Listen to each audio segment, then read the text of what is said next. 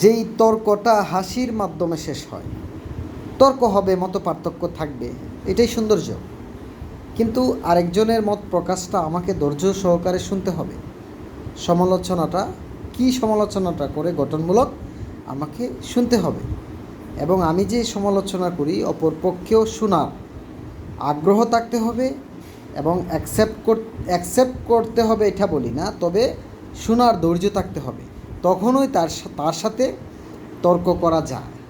আর যেই তর্ক হাসির মাধ্যমে শেষ হয় না, ওই তর্ক করার কোনো প্রয়োজন নাই। যারা সুশিক্ষিত, সচেতন, যারা সামাজিকতা বুঝে, যারা দেশ নিয়ে, মানুষ নিয়ে, পরিবার নিয়ে চিন্তা করে, তাদের তর্ক কোনো সময় অতিরঞ্জিত হয় না, এটা হাসির মাধ্যমে শেষ হয়।